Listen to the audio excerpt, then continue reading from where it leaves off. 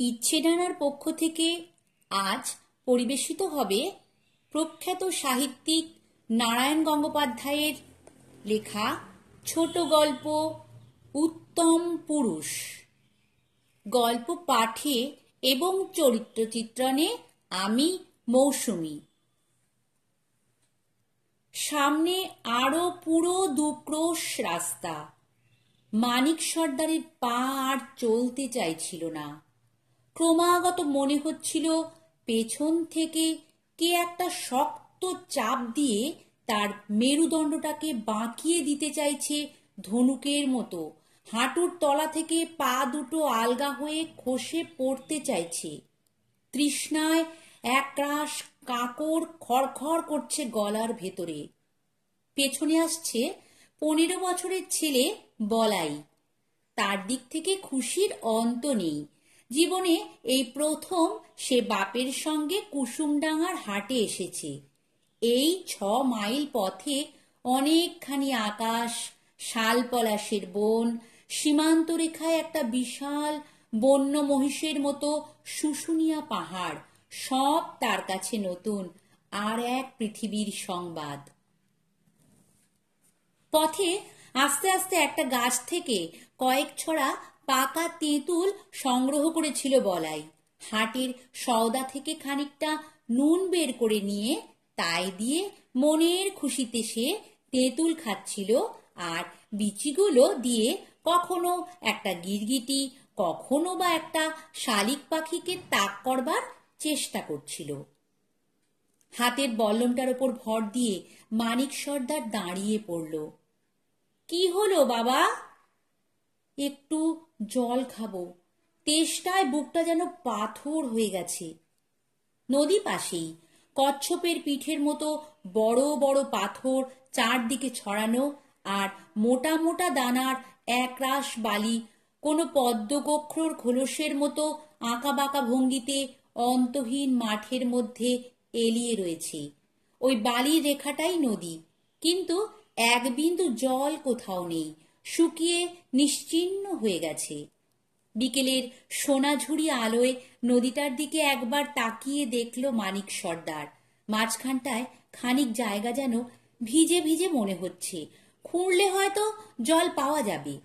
বলাই এদিক ওদিক তাকালো। জল কই বাবা? পাওয়া যাবে বোধহয় ওখানে, আয় খুঁজে দেখি। দুজনে নদীর ভেতরে নেমে এলো। হ্যাঁ, জল এখনো আছে। পায়ের চাপে চাপে ভিজে বালি থেকে জল বেরিয়ে আসতে লাগলো। বল্লমের দরকার হলো না। হাত দিয়ে খানিক খুঁড়তেই বালি মেশানো জলে ভরে উঠল গর্তটা। বালি খানিক থিতিয়ে এলে আজলা আজলা করে খানিকটা জল খেলো মানিক। বাপের দেখা দেখি বলাইও খেলো। বড় দেখে একটা পাথরের ওপর বসে পড়ে মানিক বললে, পা আর চলছে না, একটুখানি জিরিয়ে যাই।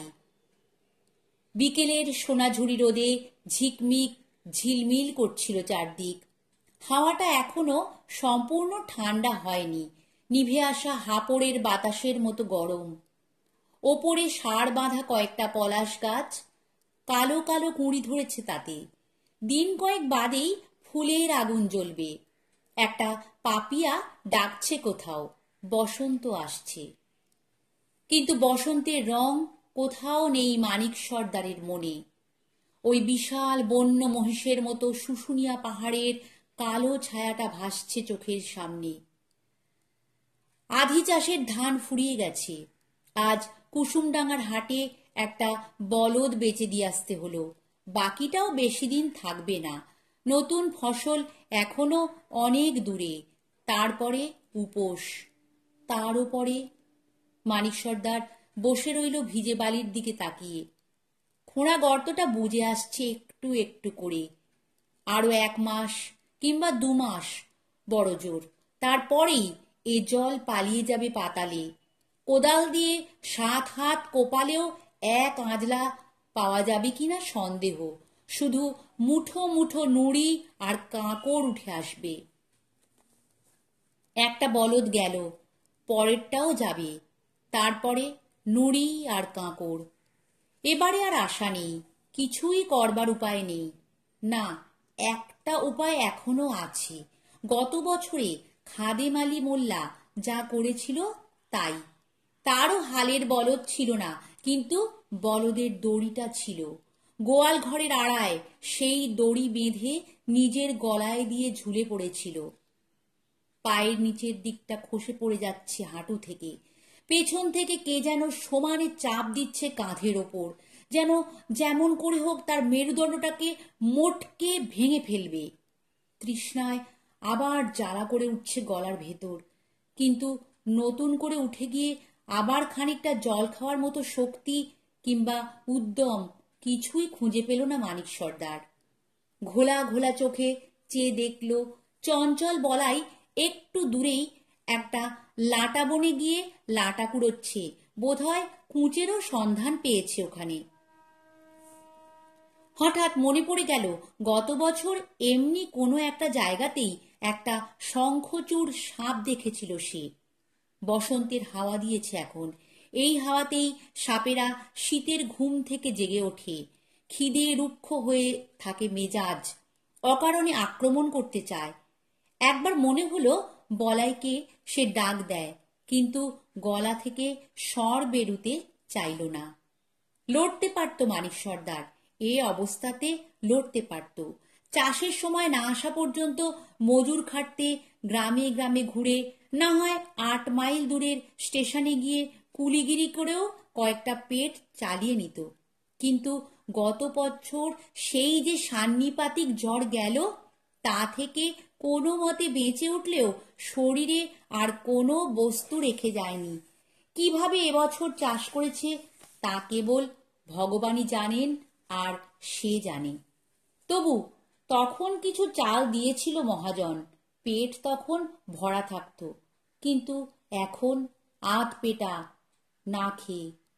শুধু যদি আর একটু দাঁড়াতে পারত বলাই, আরো একটু বড় হতো, আর খানিকটা চওড়া চিতেন হতো বুক, জোর থাকতো হাতে, যদি আর একটু বুঝতে পারত যে আগ বাড়িয়ে দুনিয়ার টুটি চেপে ধরতে না পারলে দুনিয়াই মানুষের গলা টিপে ধরে। কিন্তু 15 বছর বয়সেও ছেলেটা একেবারে ছেলে মানুষ। মাইতিদের বাড়িতে কলের গান শুনেছে, সেই গান গুনগুন করে রাত দিন। একটা কাজ করতে বললে 7 বার ভুলে যায়। এখনো বনে বাদারে কুড়িয়ে বেড়ায় নীলকণ্ঠ পাখির পালক, এখনো কোঁচর ভরে নিয়ে আসে লাটা আর কুঁচ ফল। বলাই এখনো লড়তে শিখল না। পলাশ গাছের ওপর সোনাঝুরি রোদ লাল হয়ে এলো। নদীর মাঝখানে গর্তটা একেবারে বুঝে গেছে। একটুখানি বালিজড় তীর তীর করছে সেখানে। গরম হাওয়ায় কোত্থেকে একটা শুকনো পাতা উড়ে এসে মানিক সর্দারের গায়ে পড়ল। মনে হলো কার একটা খড়খড়ে কর্কশ হাতের ছোঁয়া এসে লেগেছে। চমকে উঠল মানিক সর্দার, বল্লমে ভর করে উঠে দাঁড়ালো। বলাই, আসছি বাবা। বলাই ফিরে এলো। শুধু লাটা নয়, গিলেও পেয়েছে কোটা কয়েক। চল বাপ, 2 ক্রোশ রাস্তা আছে এখনো। 2 ক্রোশ রাস্তা লাঠি নিয়ে 3 লাফে পেরিয়ে যেত এক সময়, কিন্তু এখন মনে হচ্ছে গোটা শুশুনিয়া পাহাড়টাই যেন ডিঙিয়ে যেতে হবে তাকে। বুকে হাত চেপে কখনো যে পথের মাঝখানে বসে পড়বে সে কথা সে নিজেই জানে না। তার উপর সামনে জঙ্গলটা আছে, জায়গা ভালো নয়। চোর ডাকাতের ভয় মানিক সর্দারের নেই, তার কাছে তারা আসবে না। কিন্তু ওই জঙ্গলে প্রায়ই বুনো জানোয়ার বেরোয়, ভালুক আসে, লক্কর ঘোরে, 2-1টা বাঘেরও খবর মেলে। লোকের মুখে শুনেছিল কাছাকাছি কোথায় একটা চিতা নাকি মানুষ খেকো হয়ে উঠেছে। সেই জন্যেই বল্লমটা আনা, কিন্তু কতখানি কাজে লাগবে। পিঠের ওপরে সেই প্রকাণ্ড একটা নিষ্ঠুর চাপ, হাঁটু দুটো নড়বড় করছে ক্রমাগত। এই বল্লম নিয়ে কি করবে মানিক সর্দার? বাঘ যদি সত্যি আসে, সে কি এ দিয়ে ঠেকাতে পারবে তাকে? কোচরের ভেতরে লাটা আর গিলেগুলোকে ঝমঝম করতে করতে বলাই আসছিল। হঠাৎ তীক্ষ্ণ মিষ্টি গলায় কলের গান থেকে শেখা গুনগুনানিতে সে হাওয়ায় ছড়িয়ে দিলে। বিরক্ত হয়ে একটা ধমক দিতে গিয়েও থমকে গেল মানিক সর্দার। বেশ তো গায়ে ছেলেটা, সুন্দর সুরেলা গলা, একেবারে নিখুঁতভাবে তুলেছে গলের গান থেকে। যদি পৃথিবীটা এমন কঠিন জায়গা না হতো, যদি বাঁচবার জন্যে এমন করে ফোঁটায় ফোঁটায় বুকের রক্ত শুকিয়ে না যেত, তাহলে ও বন্ধুরে, সোনার খাটে বসো তুমি রূপার খাটে পাও। সোনার খাট, রূপোর খাট। আর একবার গানটাকে থামিয়ে দিতে চাইল মানিক সর্দার, কিন্তু পারল না। একটু একটু করে সন্ধে নেমে আসা মাঠের ওপর দিয়ে বলাইয়ের গান দূরান্তে ছড়িয়ে যেতে লাগলো, আর হাতের বল্লমটার ওপর ভর দিয়ে কুঁজো হয়ে চলতে লাগলো মানিক সর্দার। এখনো 2 ক্রোশ পথ পড়ে আছে সামনে। শুশুনিয়া পাহাড় ডিঙোনোর চাইতেও দুর্গম। পুরনো পেতলের মতো জ্যোৎস্নার রং, দুপাশের গাছের পাতার ছায়া তার ভেতরে কলঙ্কের দাগের মতো কাঁপছে। হাওয়ায় হাওয়ায় কিশলয়ের গন্ধ।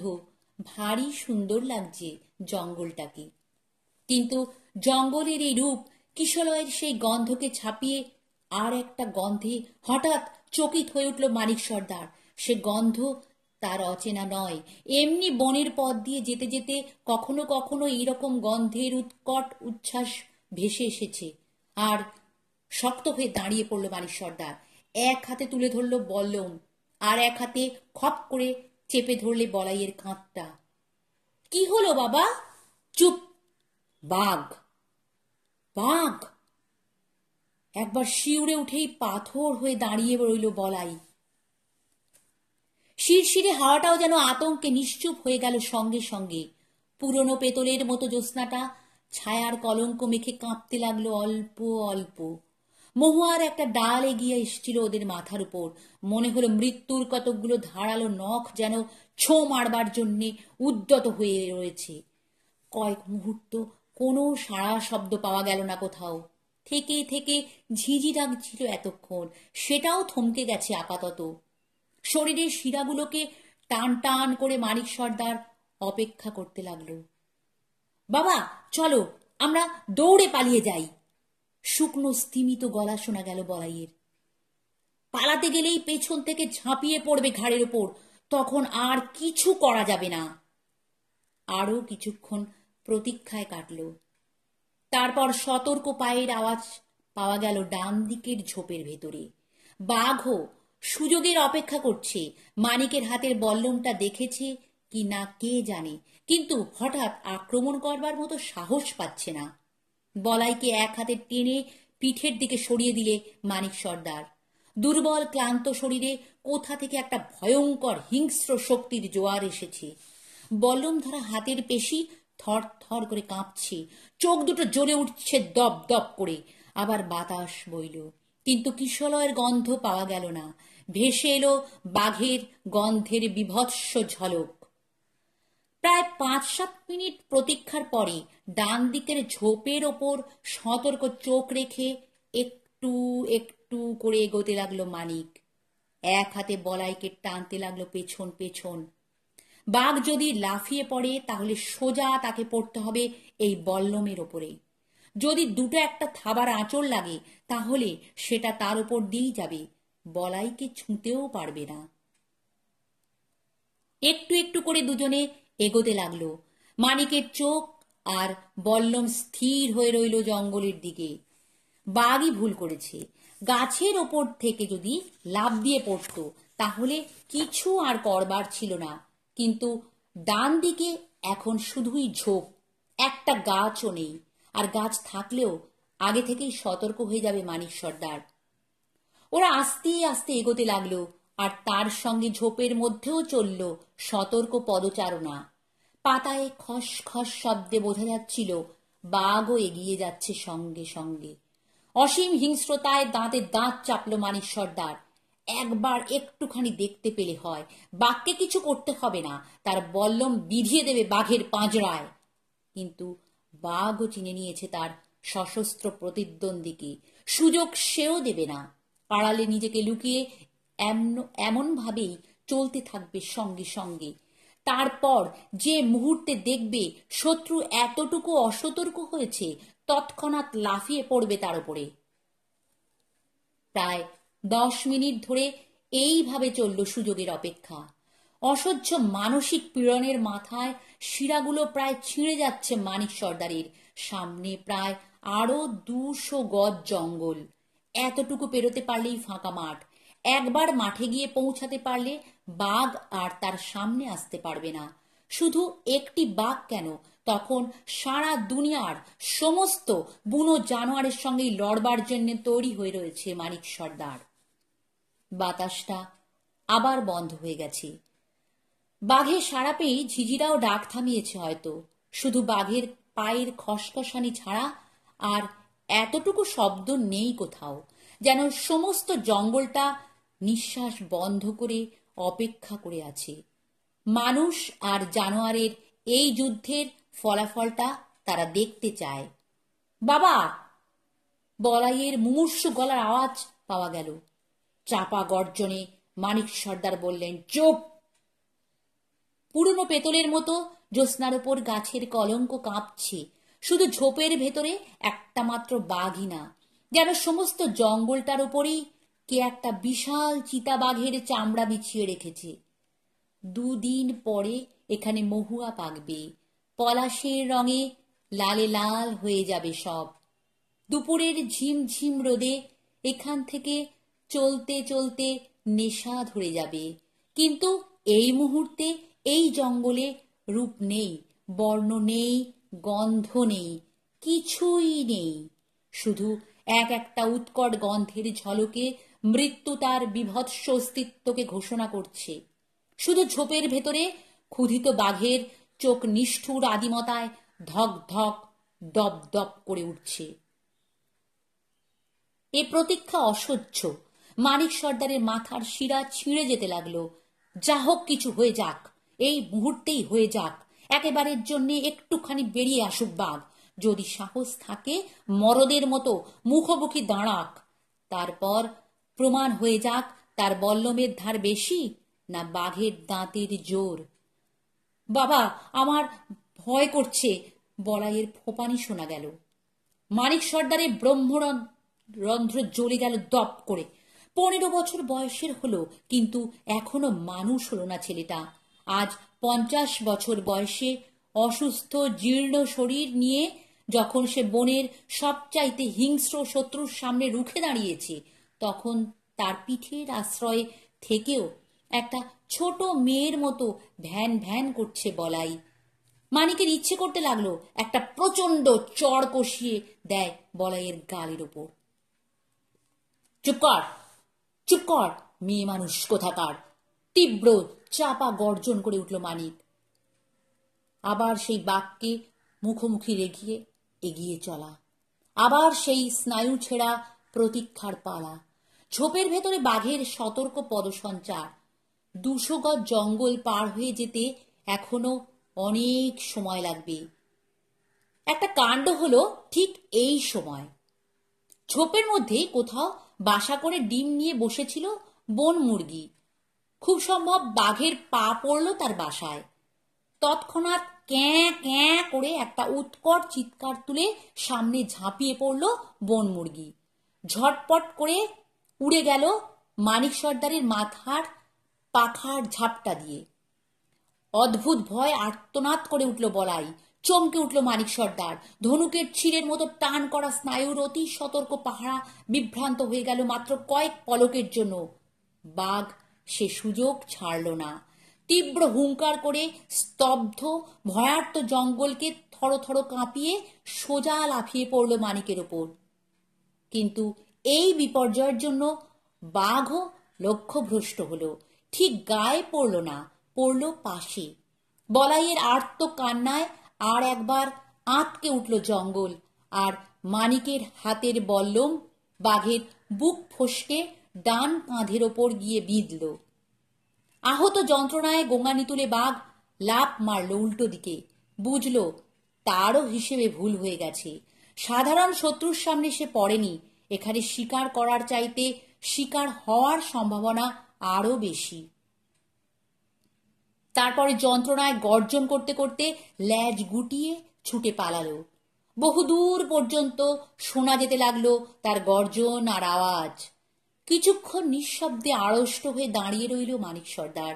তারপর বল্লমের ফলাটা ঘুরিয়ে আনলো চোখের সামনে। বাঘের কিছু রোয়া আর রক্ত তখনও লেগে আছে তাতে। বাঁ হাত দিয়ে কপালের ফোঁটা ফোঁটা ঘামগুলোকে মাটিতে ঝরিয়ে দিয়ে বলল, শালা। আহত হয়ে বাঘ পালিয়েছে। টের পেয়েছে বল্লমের স্বাদ, বুঝেছে পৃথিবীর সব জিনিসই তার খাওয়ার জন্য তৈরি হয়নি। এরপর মানুষের কাছে এগিয়ে আসবার আগে সে ভালো করে ভেবে নেবে। জঙ্গলে আবার তীব্র ঝিঁঝির ডাক উঠেছে। গাছের ডালে ঘুমন্ত পাখিরা জেগে উঠে ভয়ে কিচির মিচির করছে। মানিক সর্দারের মনে হলো শতকণ্ঠে অরণ্য যেন জয়ধ্বনি তুলেছে তার। এতক্ষণে বলাইয়ের কথা খেয়াল হলো। বলাই বসে আছে মাটির ওপর, গলা দিয়ে ঘর ঘর করে আওয়াজ বেরুচ্ছে, যেন বোবায় ধরেছে। ছেলের কাঁধ ধরে প্রাণপণে খানিক ঝাঁকানি দিলে পারে। এই, হ্যাঁ, মানিক সর্দারের ছেলে না তুই? বলাই বিস্ফারিত চোখে চেয়ে রইল, জবাব দিলে না।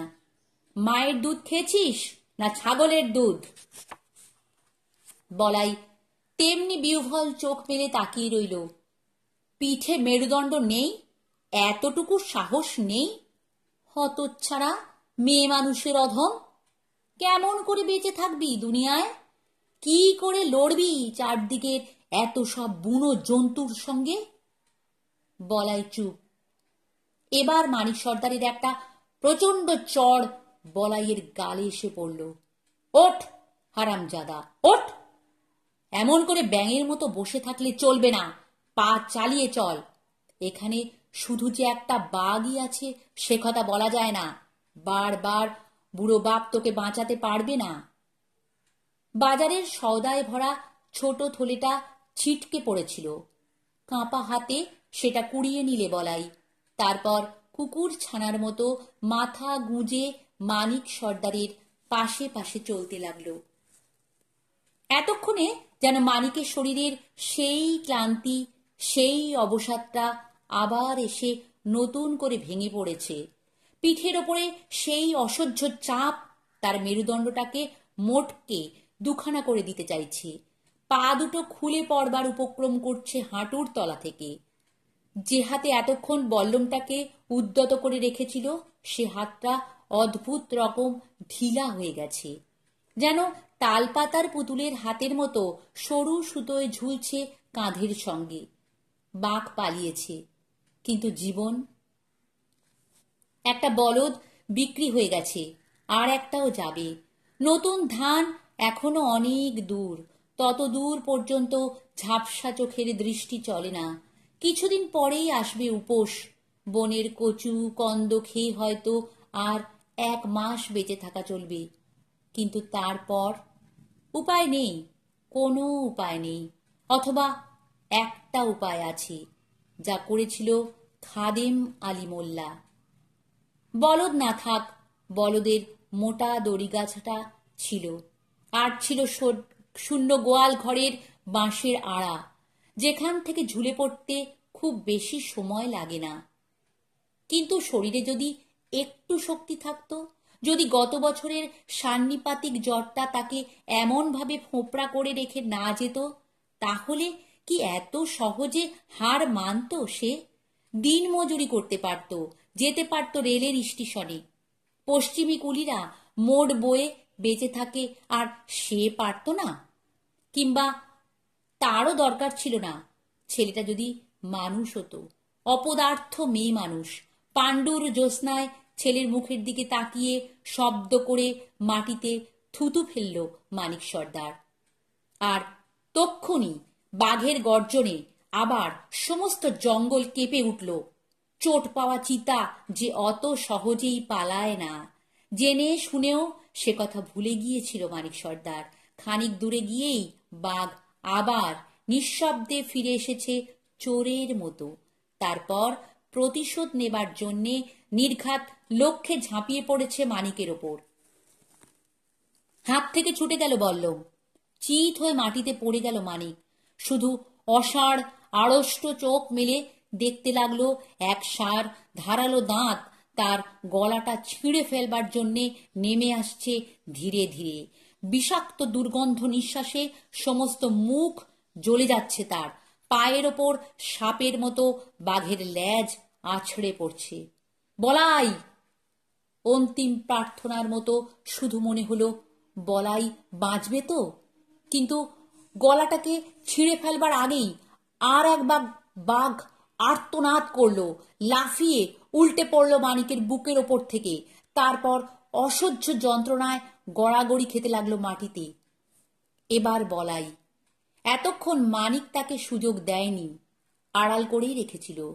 সেই আড়াল সরে যাওয়ার সঙ্গে সঙ্গেই বলাই জেগে উঠেছে।